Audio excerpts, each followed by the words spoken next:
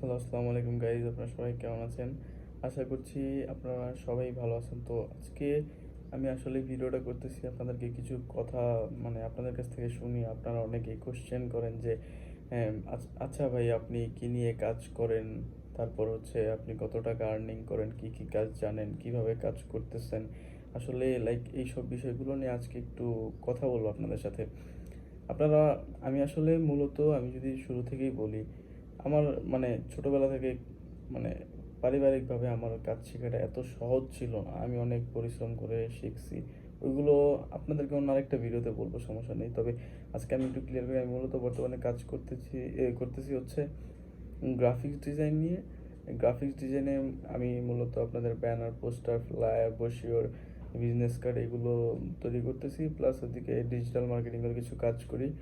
আর হচ্ছে মাইক্রোসফট অফিসের এগুলো তো সবাই জানে। সো এগুলো মানে টুকটাক, মানে টুকটাক বলতে এগুলো খুব ভালোভাবে ঘাটাঘাটি হয়ে গেছে, যেহেতু এখন মাইক্রোসফট তেমন একটা ইউজ হয় না। তারপরেও এটা দিয়ে আমি শুরু করছিলাম যখন আমি কাজ শিখি।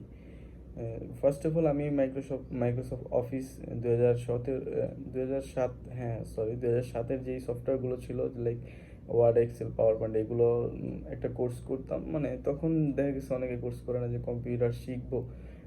শিখতে গিয়ে আসলে আমার মাইক্রোসফট অফিসের কোর্স করা, দেন আসলে আমার তখন মানে কম্পিউটার কিনা ছিল, বাট যে কম্পিউটারটা ছিল সেখানে আসলে গ্রাফিক্স ডিজাইন করা পসিবল ছিল না। যার কারণে আমি তখন গ্রাফিক্স ডিজাইন করতে পারি নাই, আর এইসব বিষয়ে তেমন ধারণা ছিল না। যখন আমি আপনার যখন ফোন ছিল একটা, ফোনে যখন আমি ইউটিউব ঘাঁটতাম তখন দেখতাম যে ফ্রিল্যান্সিং নিয়ে অনেক কথাবার্তা চলতেছে। তখন আমি ফ্রিল্যান্সিংয়ের মধ্যে একটু মানে ফ্রিল্যান্সিং বিষয়টা কী এটা নিয়ে ঘাটাঘাটি করলাম, ফ্রিল্যান্সিং বিষয়টা নিয়ে জানলাম। তারপর আসলে আমি গ্রাফিক্স ডিজাইন নিয়ে শুরু করি। গ্রাফিক্স ডিজাইন যখন আমি শিখি তখন হচ্ছে এটা একটু দূরে আমার বাসা থেকে, প্রায় দেখা গেছে রিক্সা ভাড়া যদি নেই প্রায় 80 টাকার পথ, এতখানি দূরে হবে। সেখানে গিয়ে রেগুলার শিখতাম। অনেক সময় দেখা গেছে করে টাকা থাকতো না, হেঁটে যাইতাম, হেঁটে আসতাম, বৃষ্টির মধ্যে ভিজে গেছি, অনেক পরিশ্রম করছি আসলে। আমি একটা ক্লাসও মিস মিস করিনি। ওখানে তেমন খুব ভালোভাবে শেখায়নি। আমি জানি যে যেহেতু মানে ওখানে টাকা কম, মানে খুব বেশি টাকাও নেয় না, 20,000 সামথিং, এটা বেশি বলা চলে তখনকার সময়। তবে ওনারা ওইভাবে শিখাতে পারেনি। তবে ওনারা শেখানোর যথেষ্ট চেষ্টা করেছে, হয়তো বা আমি শিখতে পারিনি, এরকম কিছু হতে পারে। সো আসলে কি আমার অনেক আগ্রহ ছিল, যার কারণে আমি কখনো কোনো ক্লাস মিস করিনি, অনেক কষ্ট করে কাজ শিখেছি। দেন ওইটা শেখার, গ্রাফিক ডিজাইন শেখার পর তখন আমি চিন্তা করলাম যে আমি মার্কেট প্লেসে যাই, মার্কেট প্লেসে কাজ করি, মার্কেট প্লেসে অনেক কিছু করার ট্রাই করলাম। তখন আসলে পারতেছিলাম না, আমার যে কাজের ওখান থেকে শেখার পর যে কোয়ালিফিকেশনটা ছিল ওইটা দিয়ে আসলে আমার হচ্ছিল না যে আমি মার্কেট প্লেসে এটা দিয়ে কাজ করব, আমার হচ্ছে না। দেন আমি আরও কী করলাম, ইউটিউবে অনেক ঘাটাঘাটি করলাম, গুগল সার্চ করলাম, আমি গ্রাফিক্স ডিজাইন নিয়ে টোটালি সকল বিষয় আমি জানি ফেললাম। তারপর হচ্ছে ইউনিক ডিজাইন কীভাবে তৈরি করতে, ডিজাইনগুলো কেমন হতে পারে, ক্লায়েন্টদের সাথে কথাবার্তা, সকল কিছু আমি 1 বছরের মধ্যে আয়ত্তে নিয়ে চলে আসি। দেন আমি হচ্ছে ফাইবারে একটা অ্যাকাউন্ট করি। Fibre account, first of all যে অ্যাকাউন্টটা করি সেখানে আমার মান্থলি মোটামুটি দেখা গেছে মানে আপনার 25 সামথিং থাকতো। তো ওই অ্যাকাউন্টটা প্রায় আপনার লেভেল 2 থেকে টপ রেটেডে যাবে যাবে এরকম একটা সিচুয়েশনে অ্যাকাউন্টটা কোনো একটা কারণে আসলে ব্যান হয়ে যায়। হ্যাঁ, কারণটা নাই বলি, কারণটা একটু সিক্রেট। যাই হোক, কোনো একটা কারণে এটা ব্যান হয়ে যায়। ওগুলো আপনাদেরকে বলবো ভবিষ্যতে, অন্যান্য ভিডিওতে বলে দিব। সো কোনো একটা কারণে আমার ওই অ্যাকাউন্টটা ব্যান হয়। দেন আমি ভেঙে পড়লাম যে এত ভালো একটা অ্যাকাউন্ট ব্যান হয়ে গেছে। একটা ফাইবার অ্যাকাউন্ট দাঁড় করার, গ্রাফিক ডিজাইন মানে শুরু থেকে শেখা পর্যন্ত, শেষ কথা মানে শুরু থেকে যে আপনি শিখবেন, যে পরিশ্রমটা হবে একটা অ্যাকাউন্ট দাঁড় করানো, এর চেয়ে তো অনেক টাফ। সো আমি অনেক ভেঙে পড়েছিলাম, মাঝখান দিয়ে কিছুদিন কাজ করি নাই।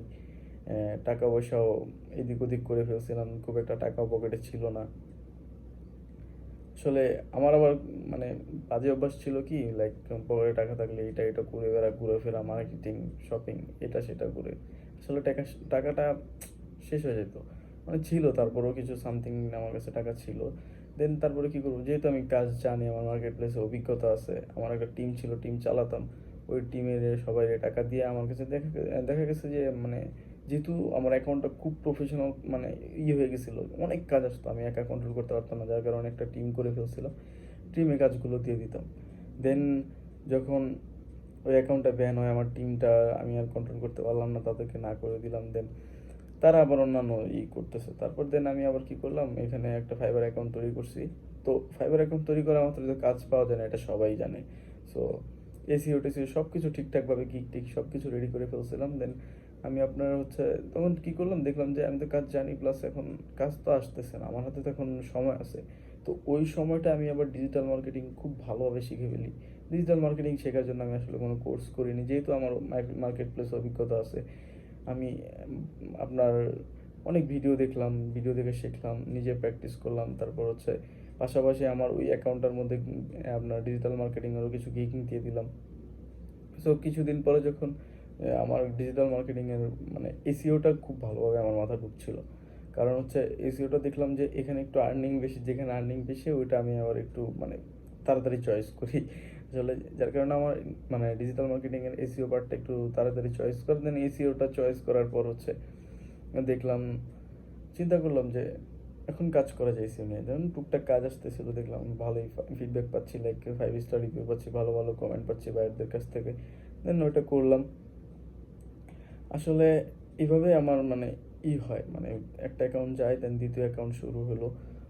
এখন দ্বিতীয় অ্যাকাউন্টটা এখন ওরকম কাজ আসতেছে না, কিন্তু তারপরও আসে না বললে যে তা না, তাও মাসে মোটামুটি আসে, ওটা আসলে বলা যাবে না। যাই হোক, এখন আসলে ভিডিওটা এই জন্য তৈরি করতেছি, অনেকে চিন্তা করবে যে আমি কেমন আর্নিং করি, কি করি না করি। আসলে আমি টোটালি কাজ জানি হচ্ছে মাইক্রোসফট অফিসের সবগুলো সবগুলো বলতে কি Word, Excel, PowerPoint plus accessories, মানে কয়েকটা অ্যাপস আছে, ওগুলো খুব একটা কাজে লাগে না, তারপর ওগুলো মোটামুটি ধারণা আছে। আমি শেখাতে পারবো এরকম ধারণা আছে। আর হচ্ছে গ্রাফিক্স ডিজাইন তো মানে ফটোশপ, ইলাস্ট্রেটর মানে এক প্রকার বলা যায় যে বেজে খেয়ে ফেলছি। এতটা বলা যায় না, কারণ এটা এটা এত সহজ না, এটাতে অনেক অনেক বিষয় আছে। আমি ভেজে খেয়ে ফেলছি কথাটা ভুল, মানে আমি মোটামুটি একটা ভালো আর্নিং পর্যন্ত যাওয়ার মতো স্কিল আমার আছে। সো এতটুকু পর্যন্ত আমি বর্তমানে আছি। দেন আমি এই যে ডিজিটাল মার্কেটিং বললাম, ডিজিটাল মার্কেটিংয়েরও অনেকগুলো পার্ট জানি। Facebook marketing, Twitter marketing, Pinterest marketing, plus হচ্ছে লিঙ্কডইন মার্কেটিং, আপনার এসইও, তারপর হচ্ছে আরও কয়েকটা বিষয় আছে ডিজিটাল মার্কেটিংয়ের। সো এগুলো আমার মোটামুটি জানা আছে, আশা করি আপনাদেরকে খুব ভালোভাবে শেখাতে পারবো। সো আমি ইনস্টিটিউট দেওয়ার জন্য সব কিছু প্রিপারেশন নিয়ে ফেলছি, সব কিছু রেডি করে ফেলছি। জাস্ট এখন শুধু জাস্ট আমি যেখানে দিব সেটা সেই পজিশনটা দেখতেছি যে কোথায় ভালো হয়, কিভাবে দেওয়া যায়, এগুলোই দেখতেছি। আর মানে সব কিছু প্রপারভাবে হয়ে গেলে আমি আসলে যে কোনো সময় আমি ইনস্টিটিউটটা দিয়ে ফেলবো, দেওয়ার জন্য তো মোটামুটি সব অ্যাক্সেসরিজ রেডি। সো আসলে এখন অনেকে বলবেন যে ভাই একটু আর্নিংটা দেখান। আসলে আমি যদি আমার নতুন অ্যাকাউন্ট যেটা যেটা আমি হচ্ছে এটা তো 22 চলতেছে, যেটা হচ্ছে 21-এর শুরুর দিকে করছি, লাইক ফেব্রুয়ারি মার্চের এরকম সময়, আমি আপনাদেরকে আমার প্রোফাইলে নিয়ে যাব না, কারণ হচ্ছে আমি একটু পর আপনাদেরকে দেখাচ্ছি। বাট আমি আসলে প্রোফাইলে নিব না কেন, আমার যারা হচ্ছে ফাইবারের নামটা দেখবে, অনেকে আছে ইউটিউব থেকে দেখে এটা সার্চ দিয়ে এখানে মেসেজ দিবে, এগুলো আসলে একটা ঝামেলার বিষয়। যখন আমি একটা ফেসবুকে অনেকদেরকে আমি আপনার গ্রাফিক্সের ক্লাস নিতাম, জাস্ট মেনলি লোগোর উপরে ক্লাসগুলো নিতাম, তখন ওইখানে আমি আমার একবার জাস্ট অ্যাকাউন্টটা দেখাইছিলাম। আসলে ওই যে আমার আগের অ্যাকাউন্টটা ছিল না, এইসব কিছু রিজনেই অনেকটা ব্যান হয়েছে। হ্যাঁ, আমি বলেই দিলাম। সো যার কারণে আমি আসলে একবার বলা চলে যে ছ্যাক খেয়ে গেছি। দেন আর ওইটা আমি আর করতে চাই না। সো আমি আপনাদেরকে স্ক্রল করে আমি দেখাচ্ছি যে বর্তমানে আমি একটু যদি বেশি দিকে তাকাই, দেখি যে নিট আর্নিং আছে $5,702। সো এটা হচ্ছে ওই জানুয়ারির ফেব্রুয়ারি মার্চ থেকে শুরু করে বর্তমান সময় পর্যন্ত 5,000 সামথিং আসছে। এটা আমার হচ্ছে জাস্ট ফাইবারের ইনকাম। তাছাড়া আমি আউটে অনেক কাজ করি, ফাইবারে খুব কমই। ফাইবারে আমি চেষ্টা করি খুব কম করার জন্য। প্লাস আমি ওয়েব ডিজাইন নিয়ে কিছু করছিলাম, ওয়েব ডিজাইনে বড় বড় প্রজেক্ট ছিল আমার, স্যার আমাকে অনেক হেল্প করছে, স্যারের সাথে অনেক কাজ করছি। ম্যাক্সিমাম গ্রাফিক্সের কাজগুলো করে থাকি।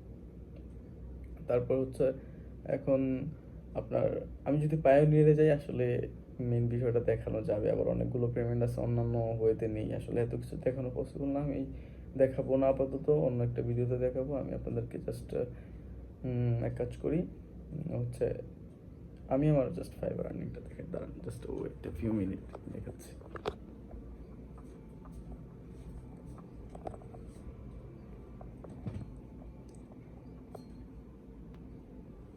আচ্ছা, আমি তো আসলে ফ্রন্ট ক্যামেরায় আছি, এখন ব্যাক ক্যামেরা তো আইফোন থেকে যাওয়া যাচ্ছে না। জাস্ট আচ্ছা, আপনারা এইভাবে দেখুন, এই যে এখানে আসলে উল্টা দেখাচ্ছে, রাইট, আসলে উল্টা দেখাচ্ছে, এভাবে দেখাতে পারতেছি না। এই দেখেন এটা ফাইবার। কারণ অনেকে বলতে পারেন এটা স্ক্রিনশট, অন্য কিছু। আমি একটু স্ক্রল করে দেখেন, এই দেখেন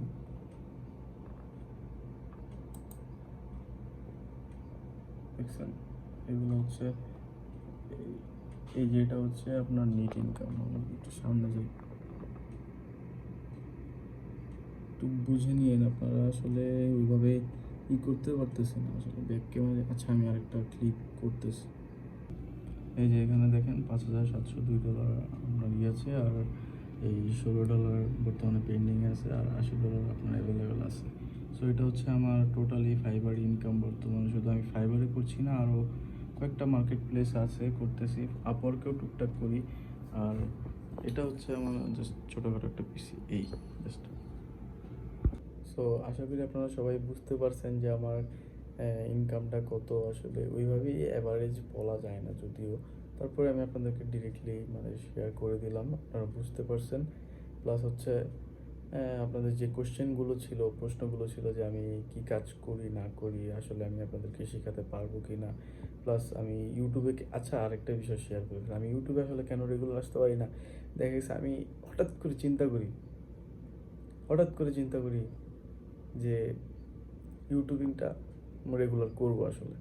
তখন রেগুলার করব চিন্তা করতে করতে হঠাৎ করে কী করি আমি, যে দেখা গেছে 2-4-5টা ভিডিও মানে মেক করা শেষ, একটা একটা করে আপলোড করতে থাকি। এর মধ্যে দেখা গেছে একটা কাজ আসে পড়ে, কাজ চলে আসলেই তখন আমি আবার ওইটাই কাজের মধ্যে প্রেশারটা দিই, ওইখানে ব্যস্ত হয়ে যাই। আসলে একা একা এত কিছু পসিবল হয় না আমার পক্ষে, যার কারণে আসলে ইউটিউবিংটা রেগুলার করা হয় না। নাহলে আজকে আমার দেখবেন ইউটিউবের আপনার আমার যে চ্যানেলটা এটা তৈরি করছি প্রায় 18 মার্চে, মানে আমার বার্থডের হয়তো 2-1 দিন আগে পরে এরকম হবে।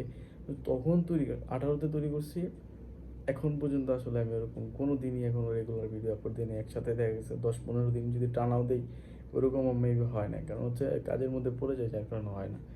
আবার দেখা গেছে আসলে পসিবল হইতো আমি আবার একটু ঘোরাফেরাও বেশি করি, যার কারণে হয় না। সো ইনস্টিটিউট যেহেতু দিচ্ছি, ইনস্টিটিউটে সময় দিব, এখানে ফ্রি সময় পাবো, অথবা আমার ফ্রেন্ডরা থাকবে, সবাই মিলে হেল্প করবে আমাকে, অথবা আমি তাদেরকে মানে হেল্প করার চেষ্টা করবো। সো এইভাবে যদি সবার হেল্পে যদি আমি একটু রেগুলার ইউটিউবে থাকতে পারি আসলে ভালো হবে। সো আমিও ট্রাই করবো যে এখন থেকে রেগুলার ইউটিউবে থাকা। সো আজকের ভিডিওটা এই পর্যন্তই। আশা করি আপনারা সবাই সব কিছু বুঝতে পেরেছেন। সো টাটা, বাই বাই, আল্লাহ হাফিজ, আসসালামু আলাইকুম সবাইকে।